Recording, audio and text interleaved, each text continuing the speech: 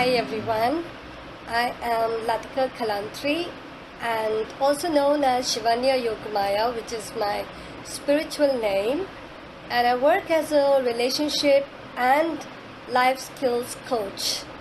I help both the singles as well as couples to deal with their life issues as well as relationship troubles and conflicts and intimacy issues.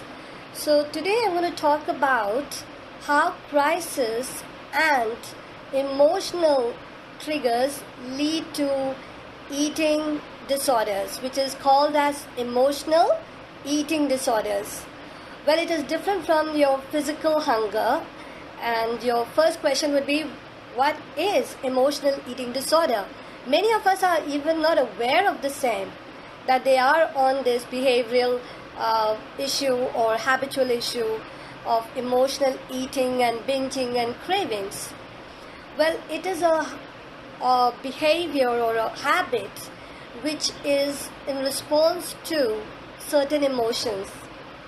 Now, the emotions like maybe loneliness, boredom, sadness, depression, frustration, anger, and so on.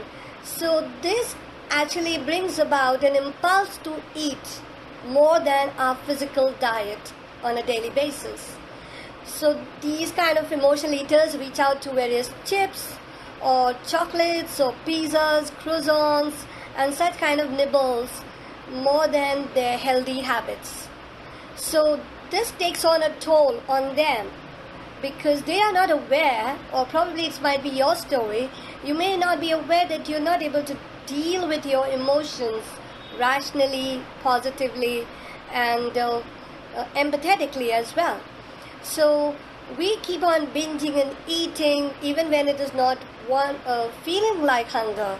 So we go open the fridge, we go place an order on Swiggy, or we kind of go and cook in the kitchen something more and stuff ourselves. Now, what are you actually stuffing? The question comes up. You're actually stuffing your feelings, you're numbing it by overeating, by nibbling, by not recognizing that this is an emotional hunger and not a physical hunger. So soon these kind of tendencies become a habit, and so much of so that you start doing it not only once a week or twice a week or thrice a week, you also start nibbling more often in a day. And it becomes alarmingly, bloating and stuffing, and soon you will find yourself going into the toilet off and on, or having stomach disorders, and even feeling guilty after eating. So if we are not dealing with these emotions practically, we might actually get into this habit and ruin our life as well as health, as much as relationships. So now let's understand, why do we do this? One is of course to numb it, but there's another reason is we find cravings and binging as a soothing effect. When we eat that chip, when we nibble that chocolate, it gives us a feeling of comforting. It gives us a feeling of, being dealt with our emotional chaos or void as well. And then we choose it as a distraction and as well as an escape. Now, what are you escaping from? You are escaping from avoiding and examining your feelings, your emotions, whether they are about anger, whether it's about loneliness or boredom, which I'm sure many of us are already facing it, and use more broadly for stress. Why? Because stress could be happening on an emotional level or a physical level, or maybe at a level of financial crisis or stress. So this all makes us want to reach out for more food, or more cravings, more binging, and we order more. We stock our house and food, kitchen and fridge with all these cakes and pastries, when we actually know this is not right, which is not going to help us. But then the impulse and compulsive desire leads us to eat it. So once you recognize that there is an emotional attached to your food and habit, probably you will overcome it. So it's not that difficult. It's not such a challenge that you can't overcome it.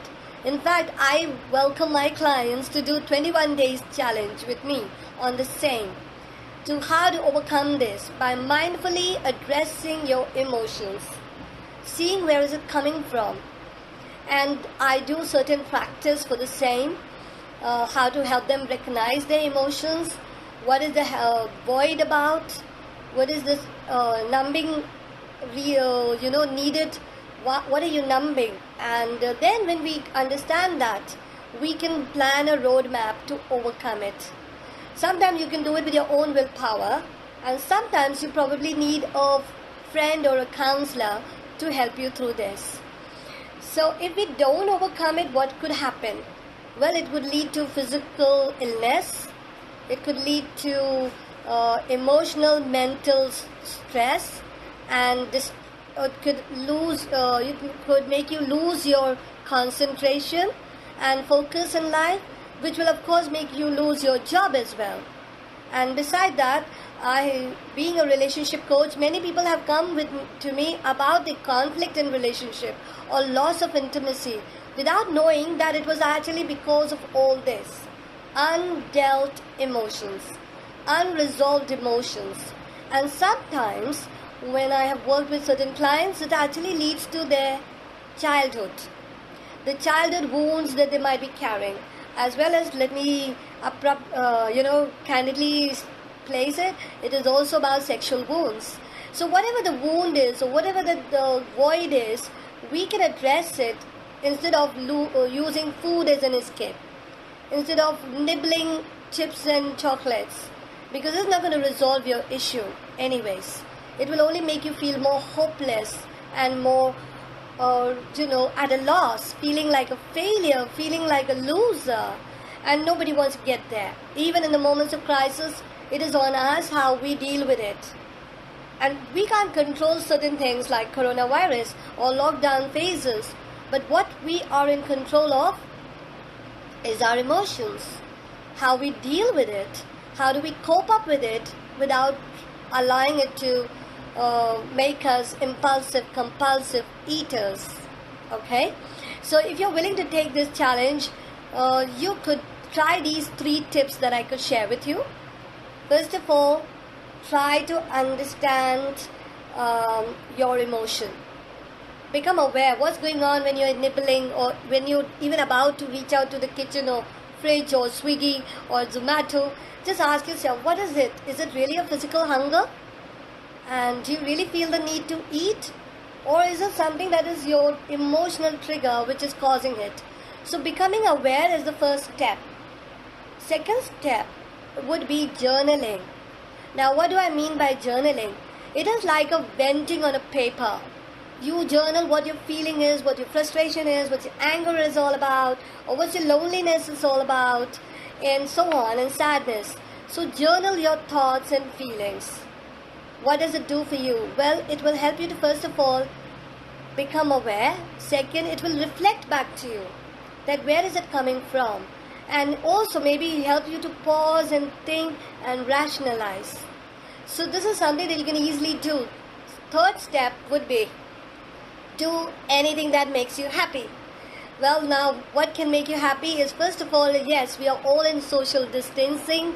We are not with our loved ones, be it our lover or husband or family, our parents, our children. Some of them are torn away. And this is not something that we all want to face on a daily basis. But what can we do about that? Maybe do a video call with them. Maybe get on a phone call. Maybe write an emotional letter to them, what you feel. Because now is the time to go inside and connect from the heart. So connect with your loved ones and friends, lost friends, friends that you knew and not been in touch with. That might give you a cozy feeling, a comforting feeling than a chip and a chocolate. Also, you can try doing certain hobbies that you never got chance to indulge in. Now is the chance to indulge in doing something like maybe playing a guitar, or doing a dance workout online, or doing anything that makes you happy and peppy. Because not everything is gross and not everything is sad until we choose it. So you have a choice.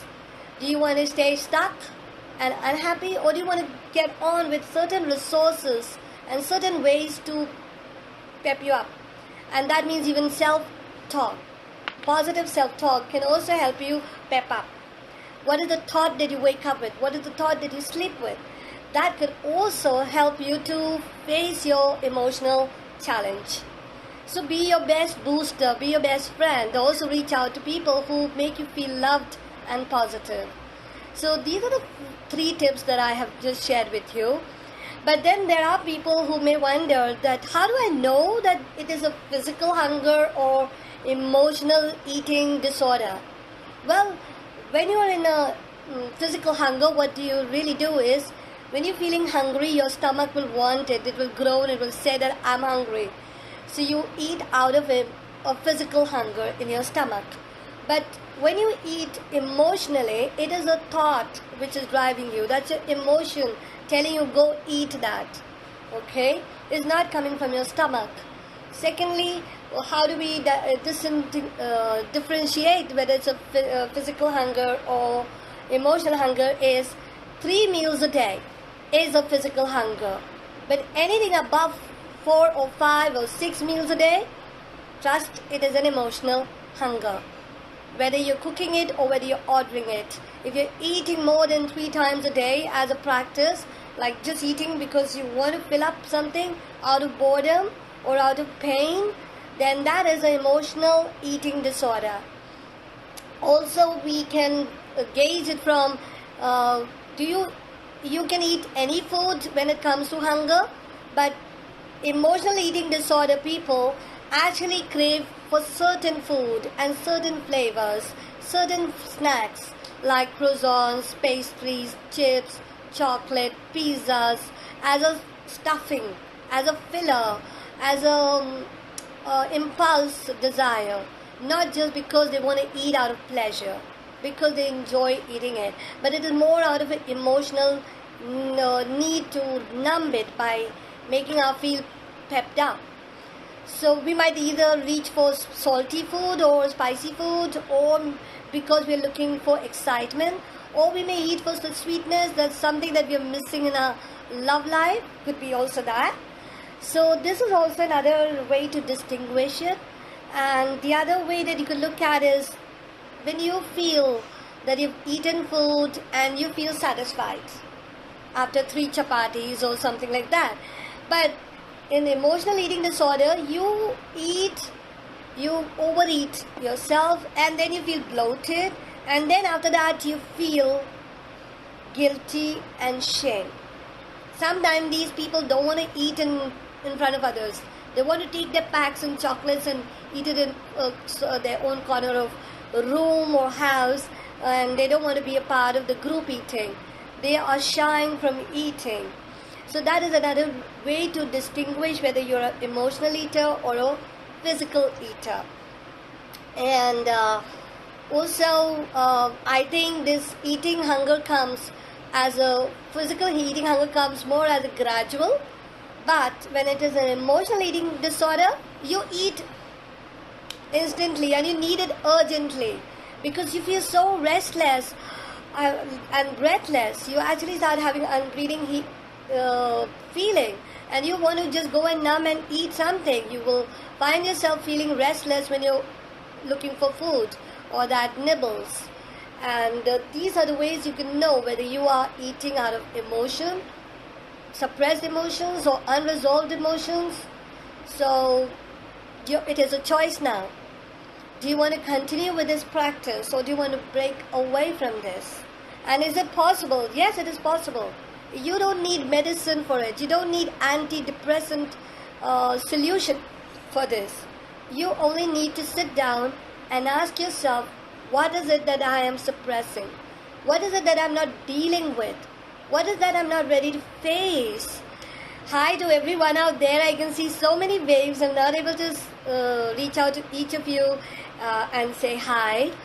But yes, I guess I'm already conveying your answers.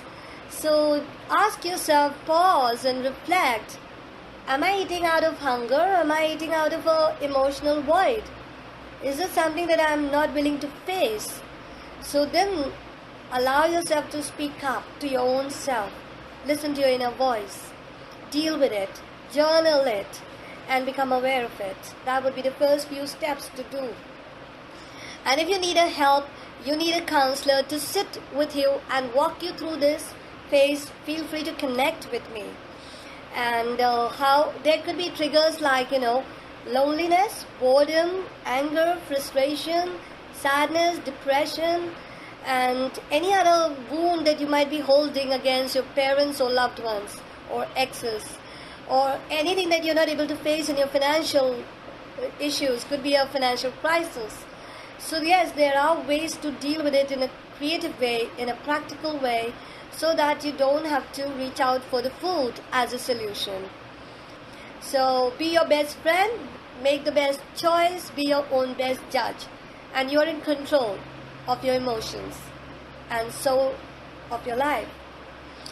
So with that, I think I would like to say goodbye, and if there's anything that you would like to drop in as a message, or write here in the chats or connect with me on my number, feel free to do so.